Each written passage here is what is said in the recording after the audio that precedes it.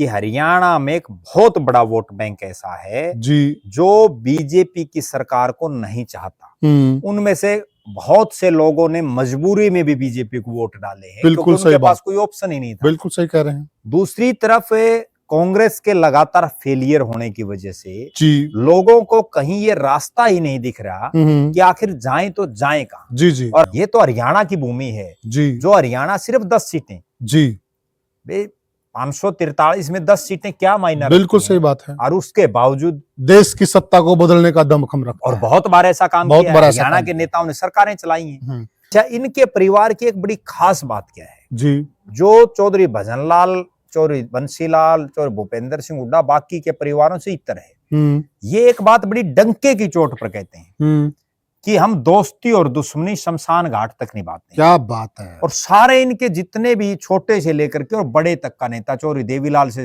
लेकर के और नीचे तक हम आ जाएं तो हर आदमी यही कहता है, सार्वजनिक सभाओं में भी कहते हैं। अनेकों तो देवीलाल जी बिल्कुल खुले बोलते थे। जो लोग वो कोई बहुत ज्यादा प्रोटोकॉल की उसकी परवाह नहीं करते थे जी वो सीधा ये बोलते थे, भाई बुड्ढो मर मत जाना, तुम्हारा ऐसा काम करके जाऊंगा कि पूरी जिंदगी भर लोग याद रखेंगे। और वो काम करे। उन्होंने 100 रुपए शुरू किए जी उस समय, क्योंकि हरियाणा उस समय बहुत ज्यादा विकसित भी नहीं 100 रुपए उस टाइम वैल्यूएशन में तो बहुत ज्यादा थी। वो जो 100 रुपए थे आज वो 3000 हैं, अभी 3500 की चर्चा चल रही है। ठीक है, वो धीरे धीरे, क्योंकि किसी भी सरकार में ये हिम्मत नहीं कि उनको तोड़ दे, क्योंकि जिस दिन तोड़ देगी उस दिन बगावत हो जाएगी। आज वो जमाना नहीं है जो जमाना 2000 से पहले का था। और आज वो भारतीय जनता पार्टी भी नहीं है जो केंद्र में राज कर रही है, जो कभी अटल बिहारी वाजपेयी ने एक वोट से अपनी सरकार गिरने दी थी। बिल्कुल। आज जो बीजेपी है वो नरेंद्र मोदी और अमित शाह की बीजेपी है, जो बिना बहुमत होते हुए भी सरकार बना लेते हैं। जो दूसरी पार्टी के एमएलए को तोड़ करके सरकार बना लेते हैं। ठीक है, अगर ये अटल बिहारी वाजपेयी की जगह उस समय मोदी जी होते तो क्या एक वोट से सरकार गिरने मतलब ही नहीं था कुछ। राजनीति की दुनिया की बात करें तो साथियों, हरियाणा प्रदेश के अंदर देवीलाल परिवार का बहुत बड़ा वजूद रहा है और चौधरी देवीलाल इतने बड़े कद के नेता हुए हैं, उस दौर में पूरे भारतवर्ष के नेता उनको मानते थे और पूरे क्षेत्र की जनता उनको मानती थी। पिछले समय उनके सबसे बड़े सुपुत्र ओम प्रकाश चौटाला, जो हरियाणा प्रदेश के 5 बार मुख्यमंत्री रहे, उनका निधन हुआ और उसके बाद से पूरे प्रदेश के अंदर एक चर्चा ने बड़ा जोर पकड़ा कि अब परिवार को एक हो जाना चाहिए। अगर दोबारा से देवीलाल का गौरव लौटाना है इस प्रदेश को तो इन लोगों को एक होना पड़ेगा। और ये अगर एक होते हैं तो साथियों, बहुत सारे लोग ये कहते हैं कि इनका राज हरियाणा में कोई भी नहीं रोक सकता। अगर आप भी देवीलाल परिवार में आस्था रखते हैं और देवीलाल परिवार से कहीं न कहीं अपने आप को जुड़ा हुआ महसूस करते हैं तो आप इस वीडियो में अंत तक बने रहिए। आज वह हम आपको फार्मूला और वह सूत्र बताने जा रहे हैं जिससे देवीलाल परिवार एक बार फिर से हरियाणा की सत्ता में काबिज हो जाएगा। और वह किस प्रकार से होगा, वह कौन सा फार्मूला है, आप इस वीडियो में बने रहना और आप अंत में हमें सुझाव भी देना कि हमने जो सुझाव दिया है कमेंट के माध्यम से कि वह बिल्कुल सटीक है या उसमें कोई कमी रह गई है, हमें जरूर बताइएगा। और इस चर्चा में मेरे साथ जुड़ गए हैं वरिष्ठ पत्रकार और राजनीतिक विश्लेषक प्रद्युमन जोशीला जी। प्रद्युमन भाई राम राम। राम राम जी, सभी दर्शकों को नमस्कार, राम राम। प्रद्युमन भाई देखिए जी, हो सकता कि देवीलाल परिवार में आज जो लोग मौजूद हैं जी, उनके मन में तो कोई घुंडी हो जी और है भी जी, परंतु एक बात हम निश्चित तौर पे कह सकते हैं, जो फोन कॉल आपके पास आते, जो मेरे पास आते हैं और जो हमारे पास कमेंट आते हैं जी, जितनी भी हरियाणा प्रदेश की जनता है जो देवीलाल में आस्था रखती है, उस युग पुरुष में आस्था रखती है, उनकी सबसे बड़ी इच्छा की यह परिवार एक हो जाए। अब ऐसा कौन सा फार्मूला बचा हुआ, हमने लगभग सभी फार्मूलों पे चर्चा कर ली है। आज वह कौन सा फार्मूला हम लेके आए हैं उस पर चर्चा शुरू कीजिए कि ये परिवार एक होगा और सत्ता भी इन्हीं की होगी। देखो, राजनीति संभावनाओं का खेल है जी, और राजनीति में कभी भी कुछ भी हो सकता है। बिल्कुल। दो बड़े कट्टर राजनीतिक दुश्मन भी एकजुट हो सकते हैं। जी, हमने बहुत बार ऐसा देखा है बिल्कुल कि दो अलग अलग विचारधाराओं तक के लोग बिल्कुल सही कहा। मतलब इकट्ठे हो जाते हैं। जी, जैसे शिवसेना और कांग्रेस का इकट्ठा जी, होना, बहुत जिसको बड़ी कोई बात। सोच नहीं सकता। बिल्कुल। शरद पवार जिस कांग्रेस को यह कह करके छोड़ के गया जी, कि यहाँ सोनिया गांधी विदेशी मूल की है, जी, उसी सोनिया गांधी की बाद में उसी कांग्रेस में वो अलायंस में फिर आ गए। बिल्कुल सही कहा। नीतीश कुमार एक दिन मोदी की पार्टी को छोड़ देते हैं, दूसरे दिन फिर मोदी के साथ लग बहुत जाते हैं। बड़ा एग्जाम्पल है देश का ये। एक दिन लालू के साथ आ जाते हैं, अगले दिन लालू को छोड़ देते हैं। जी, जब मायावती और मुलायम की पार्टी इकट्ठी हो सकती हैं, जी, जब महबूबा मुफ्ती और जो फारूक अब्दुल्ला है वो जी। बात कर सकते हैं। राजनीति में कभी भी कुछ भी हो सकता इसमें है। एक और ले लीजिए प्रद्युम्न भाई, मुफ्ती और महबूबा मुफ्ती और बीजेपी, बिल्कुल, ये बहुत बड़ा एग्जाम्पल है। जो भारतीय जनता पार्टी महबूबा मुफ्ती के जो पिताजी थे, जी, वो जिस समय देश के गृह मंत्री थे और उसके बाद उनको बड़ा मुद्दा बीजेपी ने बनाया था। जी, और आज उन्हीं महबूबा मुफ्ती और भारतीय जनता पार्टी भी इकट्ठी हो जाती हैं। जी। तो राजनीति में कभी भी कुछ भी हो सकता है। और बिल्कुल ये कह सकते हैं एक दक्षिण ध्रुव और एक उत्तरी ध्रुव। बिल्कुल जी, उमर अब्दुल्ला हैं, जैसे उमर अब्दुल्ला कभी बीजेपी के साथ आगे, कभी कांग्रेस के साथ आगे। बिल्कुल। तो विचारधाराओं का तो कहीं कोई मेल है ही नहीं। सही कह रहे हैं ममता बनर्जी जिन्होंने कांग्रेस छोड़ दी, उसके बाद उसी कांग्रेस के साथ अलायंस कर लिया। तो राजनीति में कभी भी कुछ भी हो सकता है। हरियाणा प्रदेश की राजनीति की अगर हम बात करें जी, वे बहुत से ऐसे नेता हुए हैं जो उसी नेता को गाली देते हैं, उसी नेता के खिलाफ चुनाव तक भी लड़ लेते हैं, चुनाव कैंपेन करते हैं और उसके बाद उसी की गोद में बैठ जाते हैं। बिल्कुल सही कहा। तो संभावनाएं कभी राजनीति में मरती नहीं जी, कभी भी कुछ भी हो सकता है जी। बार बार जो बातें चल रही हैं कि भाई चौधरी देवीलाल का परिवार इकट्ठा हो जाए तो उससे लोगों को एक विकल्प मिल जाएगा। बिल्कुल सही कहा। तो क्यों चर्चाएं चल रही हैं? वो चर्चा केवल इसलिए चल रही हैं कि हरियाणा प्रदेश की राजनीति में जो दमदार लोग थे जी, जिन्होंने प्रदेश का नाम देश में गौरवान्वित किया जी, उनमें एक चौधरी देवीलाल रहे हैं। सही। और आज भी हो सकता है चौटाला साहब के भी कार्यकर्ता कम मिल जाएं, हो सकता है उनके जो बाकी भाई हैं उनके कार्यकर्ता भी कम मिल जाएं, उनके बेटों के कार्यकर्ता कम मिल जाएं। बिल्कुल सही कह रहे हैं। लेकिन चौधरी देवीलाल के कार्यकर्ता हर गांव हर गली तक में भी उनको चाहने वाले आज भी मिलेंगे। प्रद्युम्न भाई देखिए, राजनेता तो देश में अनेकों हुए हैं जी, और राजनेताओं के तौर पे फैन फॉलोइंग भी बन जाती है जी, लेकिन चौधरी देवीलाल को अगर हम युग पुरुष तो है ही, अगर हम देव पुरुष भी कहें तो गलत नहीं हो, क्योंकि हरियाणा की जनता उनको देवता की तरह मानती है। देखो, बहुत लोगों को तो मैं जानता हूँ जो उनकी जैसे मंदिर में भगवान की पूजा करते हैं ना, हाँ जी हाँ, इस तरह से उनकी फोटो लगा के उनके नाम से मंदिर बने हुए, मंदिर के में उनकी जो है सुबह शाम आरती उतारते हैं। बिल्कुल सही बात। सुबह शाम उनको जो है नमन करते हैं। बहुत लोग हमने ऐसे देखे हैं जी, बहुत लोग ऐसे देखे हैं जो उनके लिए उनकी जब ये जयंती के कार्यक्रम होते हैं ना, बिल्कुल, तो वो जो है कावड़ लाते हैं, गंगा से जल भर के लाते हैं, उससे उनकी जो स्टेचू जगह जगह लगाए हुए उनको धोते हैं जी। तो कहीं व्रत रखते हैं लोग इनके लिए, बहुत कुछ करते हैं वो केवल और केवल इसलिए नहीं। तो आप एक बात बताओ, उनने क्या लेना देना भाई देवीलाल से? वो सिर्फ इसीलिए तो कि वो उनसे एक आत्मीयता से जुड़े हुए हैं। हाँ। और वही लोग आज ये चाहते हैं।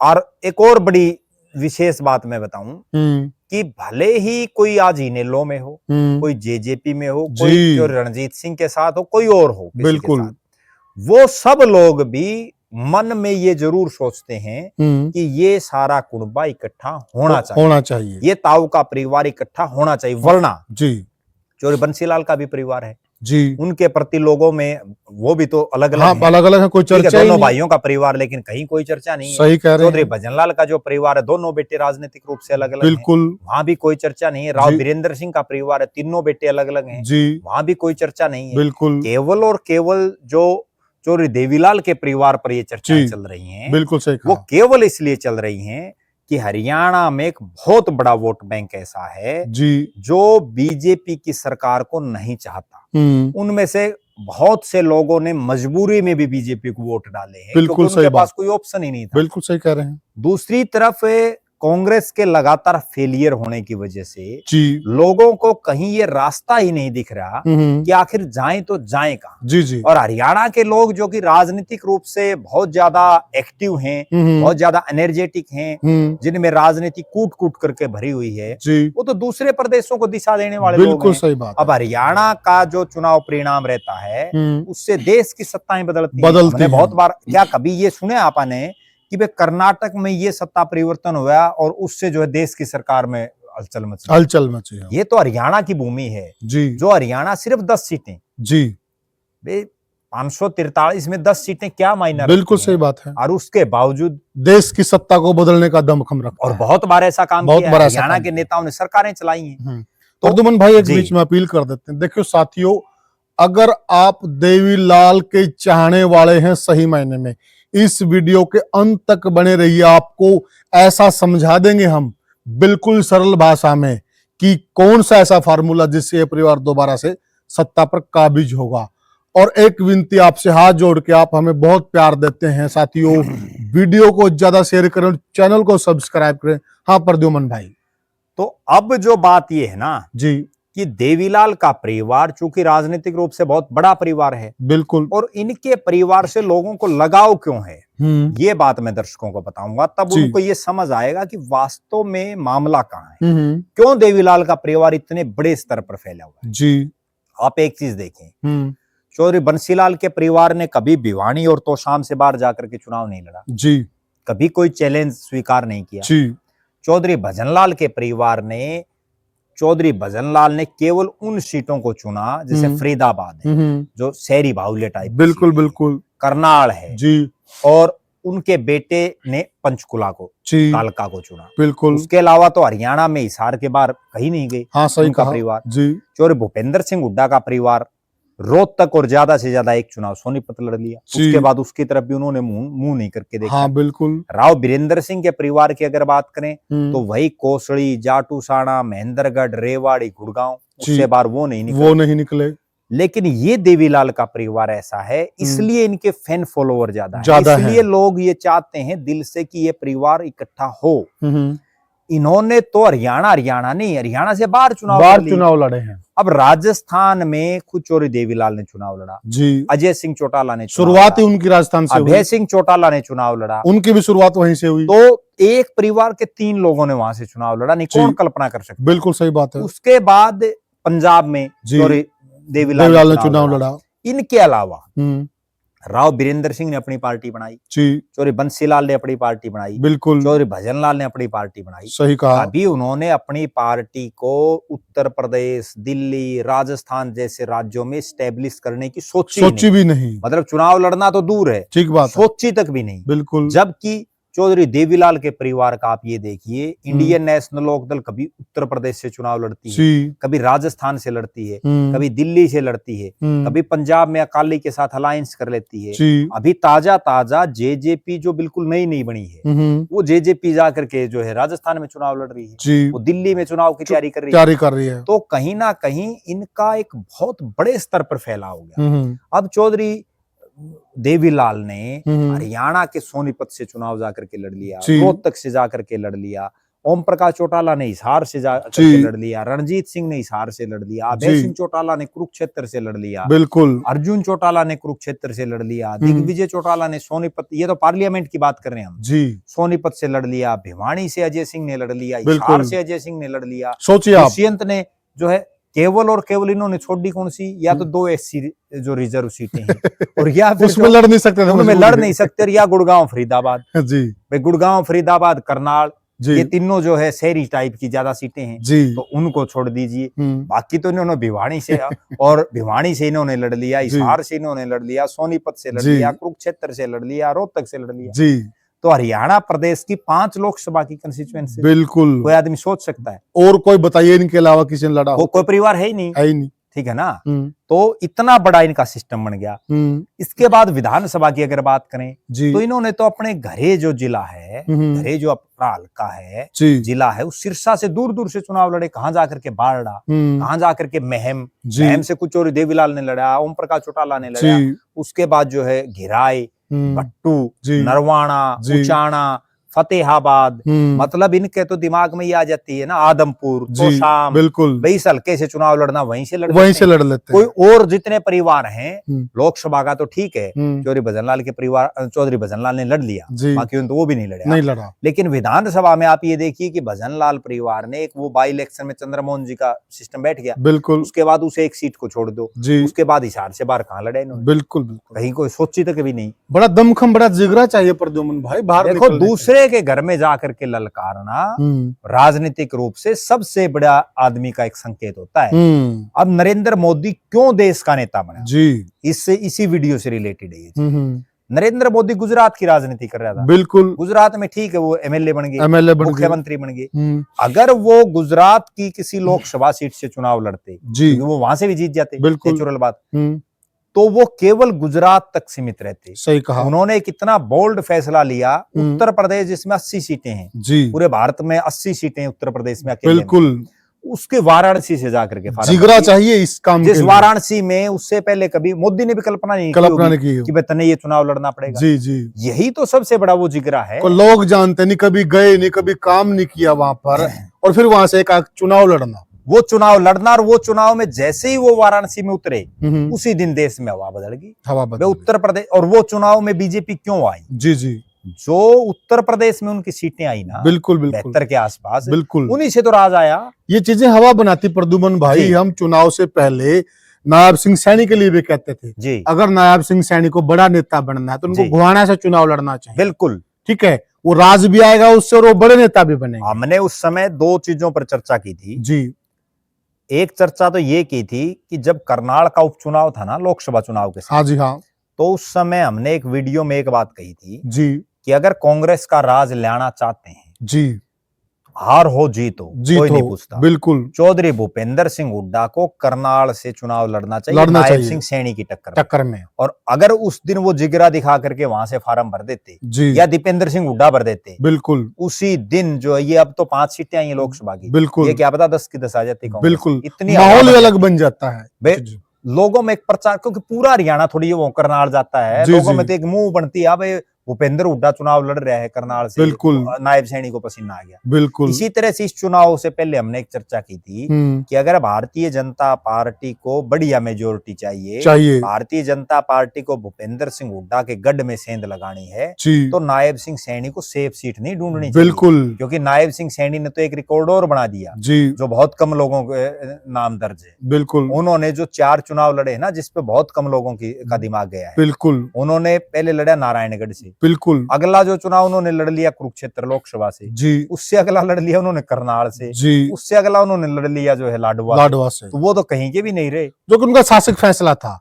लाडवा से चुनाव लड़ने का भी शासक नहीं, लाडवा तो चलो सेफ सीट थी उनकी, अगर गोहाना से लड़ते तो पता चलता। और एक और प्रद्युम्न भाई अलग ही, अब तो देखो बीजेपी का राज आया है, लेकिन कोई भी चुनाव के दौरान यह बात मानने को तैयार नहीं था। अगर ये हिम्मत उनको दिखा दी होती तो देश में बात ही अलग होती। 70 सीटें आती भारतीय जनता पार्टी की, बिल्कुल, एक तरफा मूवमेंट हो जाती। और ठीक है, गोहाना आप भी जीत गए, लेकिन तब नायब सैनी अगर खड़ा होता ना, एक ये संदेश जाता। आज जो नायब सैनी ये कह रहा है जगह जगह जाके जी, जाटों के कार्यक्रम भी कर रहा है, जाट समाज के, और उनको भी अपना बढ़ाने के प्रयास में है। अगर वो गोहाना जैसी जाट बाहुल्य सीट पर लड़ते तो उस चीज की जरूरत ही नहीं होती, वो नेचुरली एक मुंह चल पड़ता, भाई ये तो अपना आदमी है। और अब तो यूं कहते हैं नायब सिंह जो सैनी है वो खट्टर साहब की देन है जी, केंद्र की देन है जी, और फिर नायब सिंह बनते नेता। वो तो अगर बीजेपी का राज लेके आए नायब सिंह सैनी, ये बातें बिल्कुल, वो तो जो नेता सेफ सीटें ढूंढेगा ना, वो कभी नेता बन नहीं सकता। मुख्यमंत्री क्या बताओ, प्रधानमंत्री बन जाए, बिल्कुल। अब डॉक्टर मनमोहन सिंह भी बने, डॉक्टर मनमोहन सिंह बहुत बने ऐसे प्रधानमंत्री, लेकिन वो नेता नहीं बन पाए। अब मोदी इसीलिए तो नेता बने। अब बहरहाल हम जिस चीज पर चर्चा कर रहे थे, देवीलाल परिवार पे आ जाते कि जो है देवीलाल परिवार ने इतने विधानसभा क्षेत्रों से चुनाव लड़ लिए, ये सिरसा से बार बार का है मामला। जी जी जी। तो उनका अपना एक वजूद बन गया, उनको चाहने वाले बहुत लोग हो गए। सही कहा। अब जैसे एक एक पार्लियामेंट क्षेत्र में 9 सीटें हैं, 5 अगर आपने पार्लियामेंट से लड़ लिए तो 45 सीटें होगी। बिल्कुल। अच्छा, इनके परिवार की एक बड़ी खास बात क्या है जी, जो चौधरी भजनलाल, चौधरी बंसीलाल, चौधरी भूपेंद्र सिंह हुड्डा बाकी के परिवारों से इतर है, ये एक बात बड़ी डंके की चोट पर कहते हैं कि हम दोस्ती और दुश्मनी शमशान घाट तक निभाते हैं। क्या बात है। और सारे इनके जितने भी छोटे से लेकर के और बड़े तक का नेता, चौधरी देवीलाल से लेकर के और नीचे तक हम आ जाएं तो हर आदमी यही कहता है, सार्वजनिक सभाओं में कहते हैं अनेकों कि हम तो दोस्ती और दुश्मनी शमशान घाट तक निभाते और निभाते भी, इसमें कोई दो राय नहीं। मैंने ऐसे ऐसे लोगों को अपनी आंखों से देखा है जिनके घर आप ये मान के चलो कि अगर एक समय रोटी बन गई तो दूसरे समय की उम्मीद नहीं थी जी। और जब इनके परिवार ने उनका हाथ पकड़ा तो आज वो लोग करोड़पति, अरबापति हैं। अरबापति। अब उनको यही नहीं पता कितना तुम्हारे पास होता है। बिल्कुल बिल्कुल। कितनी बड़ी उनके पास चौधर है। बिल्कुल। ऐसे ऐसे लोगों को मैं आपको एक वाक्य बताऊं, चौधरी देवीलाल तो इतने बड़े नेता हुए हैं जी, जिन्होंने अगर कोई उनको सब्जी दिया ना, जी जी, वो सब्जी देने वालों को भी क्या पता एमएलए बना दिया। कहीं किसी से बाल कटवा लिए उसको भी कड़े चेयरमैन लगा दिया, कहीं किसी के बैठ के चाय पी ली उसको एमएलए की टिकट दे दी, बिल्कुल सही। कहीं किसी का खाना खा लिया उसको क्या पता मंत्री बना दिया जी। तो मतलब उन्होंने घर घर नेता पैदा करने का काम किया। और ये ना केवल चौधरी देवीलाल ने जी, इनकी जो अगली पीढ़ियां हैं। प्रद्युम्न भाई, देवीलाल परिवार की बात है तो एक किस्सा उनका और भी बड़ा मशहूर जी, जो उन्होंने हरियाणा के अंदर बुढ़ापा पेंशन लागू की जी, उसके लिए भी एक बड़ा रोचक किस्सा है जी। वो किसी बुजुर्ग के उनके उठ बैठते उनके वहां गए हुए थे जी, और बुजुर्ग ने अंदर चाय के लिए आवाज लगाई, चाय नहीं आई जी। दूसरी बार आवाज लाई, फिर भी चाय नहीं आई। तीसरी बार आवाज लगाई, फिर भी चाय नहीं आई। फिर देवीलाल ने सोचा कि अब मैं उठ जाता हूं जी, नहीं तो ये बुजुर्ग आदमी बेचारा महसूस करेगा क्योंकि इसकी चलती नहीं घर में और चाय आ नहीं रही, और जब तक मैं बैठा रहूंगा तो इसके दिल पे इस बात का बोझ रहेगा जी। तो बताने वाले ये बताते कि वहां से चौधरी देवीलाल उठ तो गए जी, लेकिन इस निश्चय के साथ उठे कि जिस दिन मैं सत्ता में आऊंगा ना, मैं अपनी कलम से एक ऐसा काम कर जाऊंगा बुजुर्गों की घर में कदर हो जाएगी। और उस वक्त कहते हैं कि विपक्ष वाले मजाक उड़ाते थे कि देवीलाल तो बकावा है, ये काम हो नहीं सकता। और चौधरी देवीलाल ने कहा था कि मैं जिस दिन मुख्यमंत्री बनूंगा प्रस्ताव पास करके नीचे लिख दूंगा चौधरी देवीलाल, और वो काम हो जाएगा, और वो हो गया।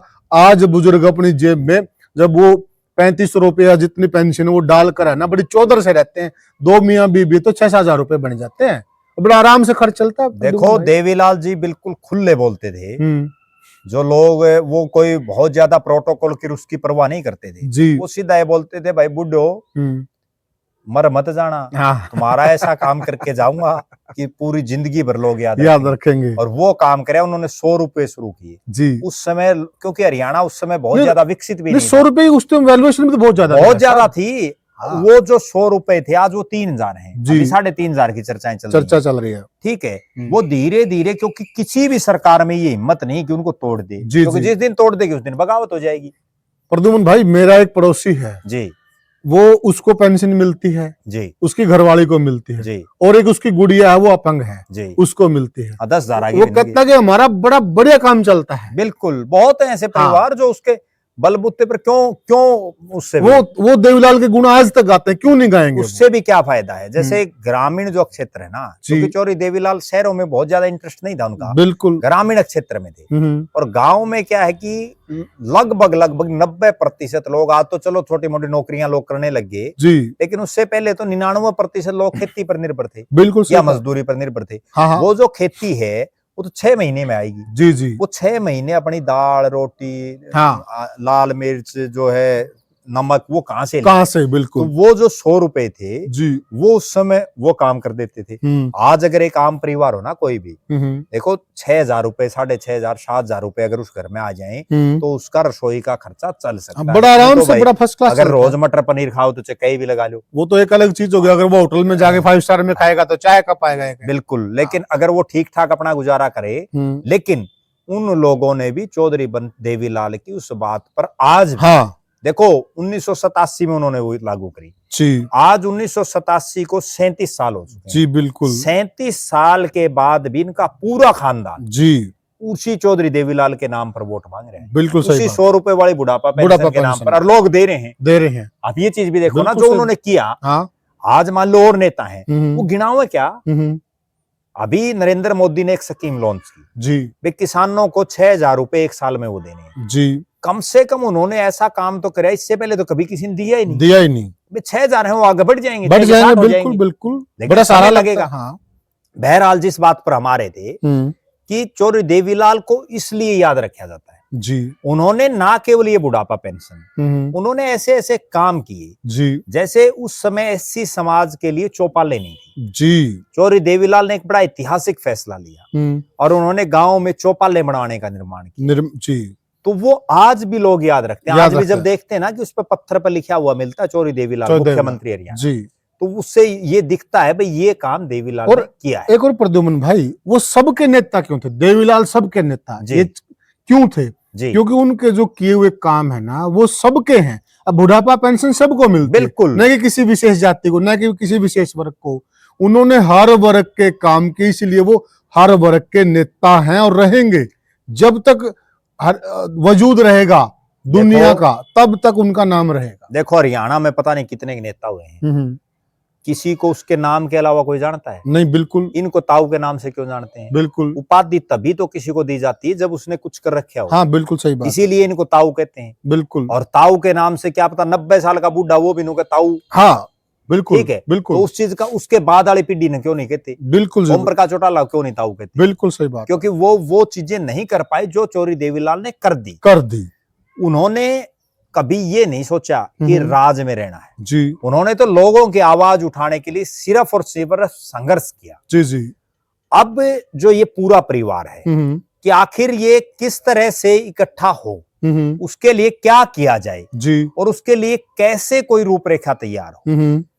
अगर ये सारा परिवार चिंतन और मनन करके जी, क्योंकि हरियाणा के लोग पूरी जो है इन पर निगाहें लगाए बैठे हैं, सैक्रिफाइस भी किसी को करना पड़ेगा, लेकिन आज हम एक ऐसा फार्मूला बता रहे हैं उसमें एक को कुछ नहीं करना, सब सैक्रिफाइस करें, सब सैक्रिफाई करें और सब ही चौधर करें जी।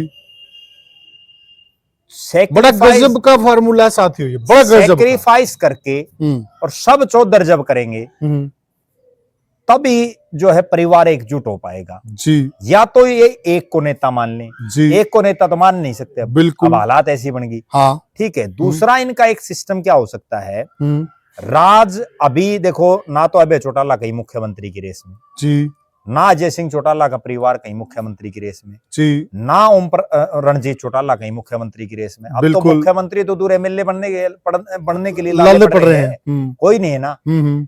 पहला फार्मूला इनको सिर्फ एक करना चाहिए कि किसी भी तरह से जी 46 सीटें ले आई जाए।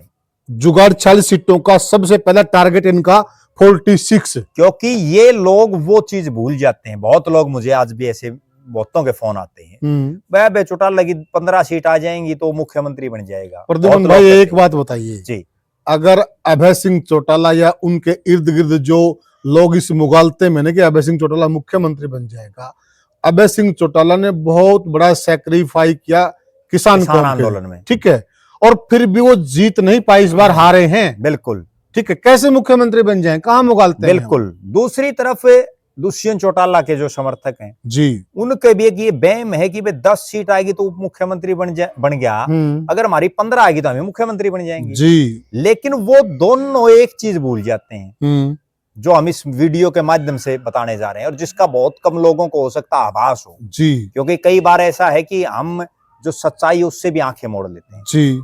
आज वो जमाना नहीं है जो जमाना 2000 से पहले का था, और आज वो भारतीय जनता पार्टी भी नहीं है जो केंद्र में राज कर रही है, जो कभी अटल बिहारी वाजपेयी ने एक वोट से अपनी सरकार गिरने दी थी। बिल्कुल। आज जो बीजेपी है वो नरेंद्र मोदी और अमित शाह की बीजेपी है, जो बिना बहुमत होते हुए भी सरकार बना लेते हैं, सरकार जो दूसरी पार्टी के एमएलए को तोड़ करके सरकार बना लेते हैं। ठीक है, अगर ये अटल बिहारी वाजपेयी की जगह उस समय मोदी जी होते तो क्या एक वोट से सरकार गिरने मतलब ही नहीं था, कोई सोच भी नहीं सकता। अमित शाह होते क्या एक वोट से सरकार गिर जाती? कोई वो तो दूसरे दूर वो तो दूसरों के, देखो अरविंद केजरीवाल के 62 एमएलए 70 में से, तो कितनी मतलब कितना खौफ है मोदी और अमित शाह का कि 62 एमएलए, और वो फिर भी यूं कह रहे कि मेरी सरकार टूट सकती है, मेरी सरकार को तोड़ने के प्रयास चल रहे हैं। अरे दूसरी पार्टी बीजेपी के तो वहां 8 हैं जी, और इसके हैं 62,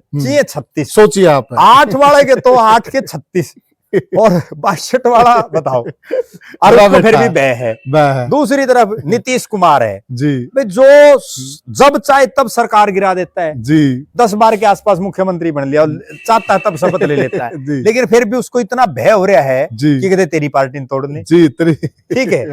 महाराष्ट्र में आप देख लो, कितना बड़ा खेला, मतलब कोई आदमी सोच भी नहीं सकता कि शिवसेना मतलब उद्धव ठाकरे और बाल ठाकरे की पार्टी टूट सकती है जी, बिल्कुल। जिसमें तो जो हरियाणा में जो चौटाला की पार्टी है ना, जो यूं कहते हैं भाई अब ये चौटाला के विधायक नहीं भाग सकते जी, जी। उनसे बड़ा नाम तो बाल ठाकरे है, उनसे तो कई गुना बड़ा नाम था बाला साहब ठाकरे। बिल्कुल बिल्कुल, जब उनकी तोड़ दी इन हालत फिर श्रद्धा कौन बचेगा? बिल्कुल सही बात है। तो अगर इस मुगालते में कोई हो, क्योंकि देखो हम 10 सीट लाकर मुख्यमंत्री बन जाएंगे, 40 का तो कौन सा कोई जुगाड़ नहीं है।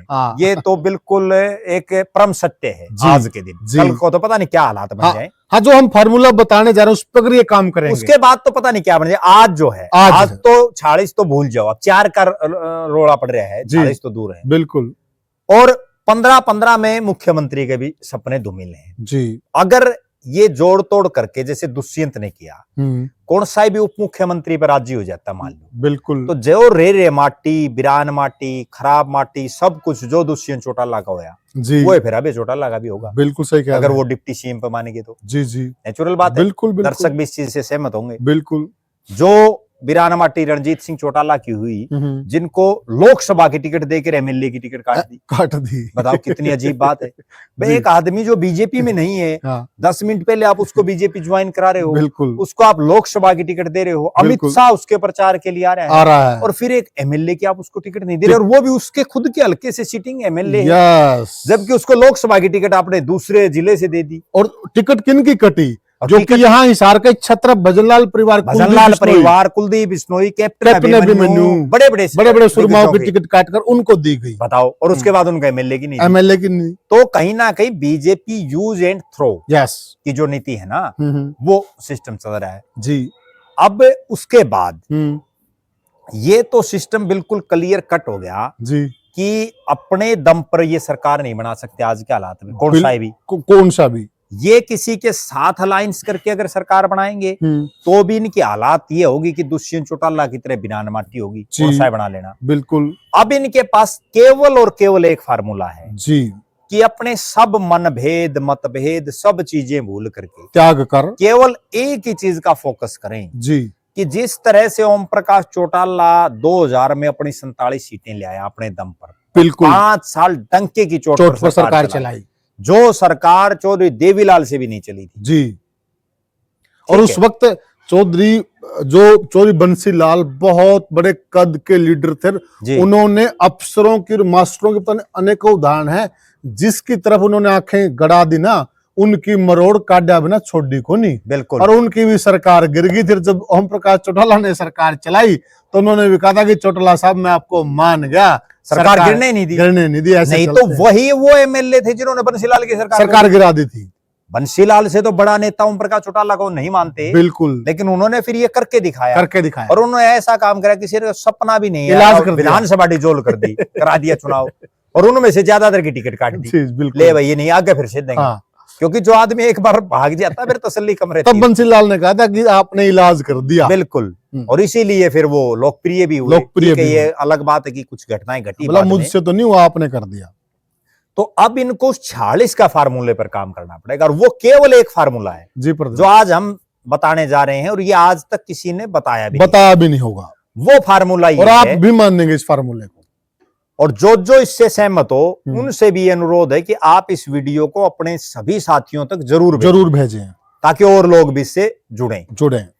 वो फार्मूला ये है कि चौधरी देवीलाल का जो परिवार है जी, जिसमें उनके 4 बेटे हैं जी, उन चारों के परिवार में आज अगर गिनती करने लगे ना जी, तो 15 नेता ऐसे हैं परिवार के, पूरे परिवार के 15 नेता ऐसे हैं जी, जो 15 राजनीति में सक्रिय हैं, जो लोगों के सुख दुख में जा रहे हैं जी, जो लोगों के बीच में रहते हैं, बिल्कुल, और जिनमें चुनाव लड़ने की ललक है, और जिनमें से 10 के आसपास ने तो चुनाव लड़े हैं, जो लगातार सक्रिय हैं। तो वो जो हैं 15 लोग जी, अगर वो 15 लोग जिनके हम नाम बता देते हैं, बिल्कुल, जैसे सबसे पहले चौधरी देवीलाल के इकलौते बेटे जो अभी जीवित थे रणजीत चौटाला, बिल्कुल, उसके बाद अजय सिंह चौटाला, अभय सिंह चौटाला जी, अजय सिंह की धर्मपत्नी ले लेते हैं, पहले रणजीत सिंह के परिवार का जिक्र कर दो। रणजीत चौटाला जी, जैसे रणजीत चौटाला खुद सक्रिय हैं, हाँ, उनके बेटे गगनदीप चौटाला सक्रिय हैं, 2, उनके पोते सूर्य प्रकाश चौटाला सक्रिय हैं, 3, तीनों राजनीतिक रूप से बिल्कुल सक्रिय हैं। इन 3 के अलावा जी, उनकी धर्मपत्नी भी लोगों के बीच में जाती रहती है सामाजिक कामों में, और उनकी जो पोत्री हैं जी, गायत्री विजय लक्ष्मी जी, वो भी अपनी दादी के साथ लगातार सक्रिय रहती हैं सामाजिक कार्यक्रमों में, राजनीतिक। रणजीत के ही परिवार से हो गए 5, लेकिन हम इन 5 की बजाय भी अगर एक्टिव मोड में 3 को ही माने, 3 को ही लें, तो 3 में जो रणजीत सिंह जी, गगनदीप चौटाला जी, और सूर्य प्रकाश जी, 3 नेता तो हैं रणजीत चौटाला के परिवार जी। उसके बाद हम आ जाते हैं प्रताप चौटाला के परिवार में राजनीतिक रूप से 2 लोग सक्रिय हैं, सुनैना चौटाला जिन्होंने खुद 2 चुनाव लड़े जी, उनके पति रवि चौटाला उन्होंने भी चुनाव लड़े, बिल्कुल, 2 और 3 5 हो गए। इन 5 के बाद फिर हम आ जाते हैं जगदीश जगदीश चौटाला के 2 बेटे सक्रिय हैं, जिनमें एक आदित्य देवीलाल विधायक हैं जी, और अनिरुद्ध चौटाला उनको बैकडोर से बड़ी मदद कर रहे हैं जी, और अनिरुद्ध चौटाला में भी जो ये कहते हैं ना राजनीतिक कीड़ा है जी, तो वो कीड़ा उनमें भी है, क्योंकि वो अभिषेक में भी है, अभिषेक में भी है, लेकिन अनिरुद्ध का ओपन आ चुका है। वो ओपन इसलिए आ चुका है कि उन्होंने युवा बोलेगा के नाम से एक जो है अपना एनजीओ बनाया, और वो भी काफी गतिविधियों में सक्रिय रहे, बिल्कुल। तो 2 वो हो गए जी, 7 तो हो गए इनके जी। इन 7 के बाद अब हम आ जाते हैं ओम प्रकाश चौटाला के परिवार। ओम प्रकाश चौटाला के बड़े बेटे अजय सिंह जी, खुद अजय चौटाला जी, नैना चौटाला 2 हलकों से विधायक जी, दुष्यंत चौटाला 3, दिग्विजय चौटाला 4 नेता इनके घर में हैं जी, 7 और 4 11 जी, और कहीं ना कहीं किसी ना किसी समय जी, जो दुष्यंत चौटाला और दिग्विजय चौटाला की धर्मपत्नियां हैं वो भी राजनीति में आएंगी। और एक बार तो ये चर्चा थी जी कि जो मेघना अहलावत हैं जी, उनको या उनके पिता को, यानी दुष्यंत चौटाला के ससुर को, जो पुलिस के बड़े अधिकारी रिटायर्ड हुए हैं जी, उनको जो है बादली या बेरी जी, या सोनीपत पार्लियामेंट से कहीं ना कहीं से टिकट दी जा सकती थी, ये चर्चाएं थी पिछली बार, बिल्कुल, लेकिन वो चूंकि पार्टी का इतना माहौल नहीं बन पाया जी, तो उनको नहीं उतारा, बिल्कुल। फिर भी हम केवल ये 4 मान लेते हैं जी, 7 और 4 11। उसके बाद आ जाते हैं अभय सिंह चौटाला के, खुद अभय सिंह चौटाला, एक कांता चौटाला, 2 जिन्होंने खुद ने चुनाव लड़ा है जी, अर्जुन चौटाला, करण चौटाला, 4 अर्जुन चौटाला विधायक हैं जी, करण चौटाला जिला परिषद के चेयरमैन, बिल्कुल। 4 ये हो गए जी, 11 और 4 15 आदमी, महिलाएं और आदमी जी, मतलब परिवार के 15 सदस्य ऐसे हैं, बिल्कुल, जो राजनीतिक रूप से सक्रिय हैं। और इन 15 में से जी, अगर देखा जाए तो आदित्य देवीलाल जी, उसके बाद जो है रवि चौटाला, सुनैना चौटाला जी, जो रणजीत सिंह, अजय सिंह जी, अभय सिंह जी, नैना जी, कांता चौटाला जी, अर्जुन चौटाला जी, दुष्यंत जी, दिग्विजय जी, और जो है करण 12 लोगों ने तो चुनाव लड़ ली है। 12 लोगों ने तो चुनाव, एक दर्जन और कौन से परिवार में नहीं है, किसी भी परिवार में आप नजर घुमा लो, पूरे हरियाणा में मार लो नजर, बिल्कुल ठीक है। और 3 और ये एक्टिव हो गए, तो ये टोटल जो 15 लोग हैं, ये 15 90 तो हल्के हरियाणा में, बिल्कुल, और 10 जो है लोकसभा क्षेत्र है। अभी अगर परिसीमन हो जाता है जी, जैसी चर्चाएं हैं कि 14 लोकसभा होंगी जी, अगर हरेक को एक लोकसभा दे दी जाए तो भी एक आदमी बाकी और बच गया जो इनके ऊपर मॉनिटरिंग कर सकता है।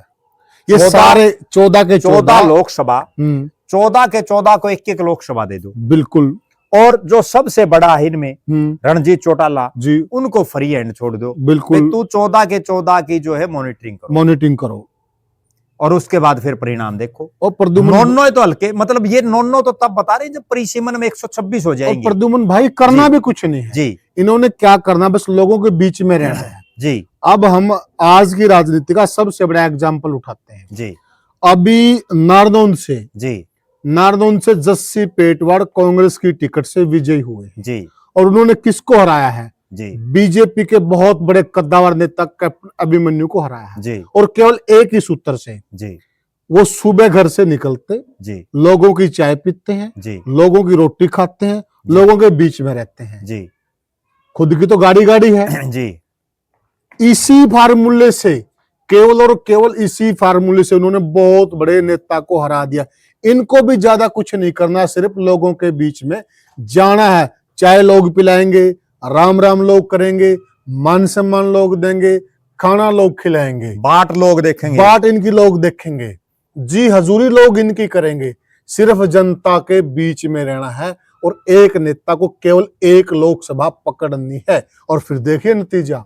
हाँ, और वो भी परिसीमन के बाद। अगर आज के हालात देखें जी तो आज तो 90 हल्के हैं बिल्कुल, और 90 हल्कों में 15 आदमी हैं जी, और एक को 6 हल्के बांटा है बिल्कुल। 6 हल्कों का मतलब ये है कि आपको केवल और केवल उन 6 हल्कों में फोकस रखना है। सप्ताह में 7 दिन है जी, 7 दिनों में एक दिन आप छोड़ दो जी, 6 दिन 6 हल्कों में घूम लो बिल्कुल, हर दिन एक हल्का, जरूरत ही नहीं, अगले दिन हरियाणा में आंधी आ जाएगी बिल्कुल, तूफान खड़ा हो जाएगा। और जब इनके ये 46 एमएलए आ जाएं जी, उसके बाद जिसको बनना है मुख्यमंत्री बिल्कुल, वो उसके मुख्यमंत्री तो तभी बनेगा ना जब एमएलए आएंगे। हालात ये कि एमएलए बनने के लिए तरस रहे हैं बिल्कुल।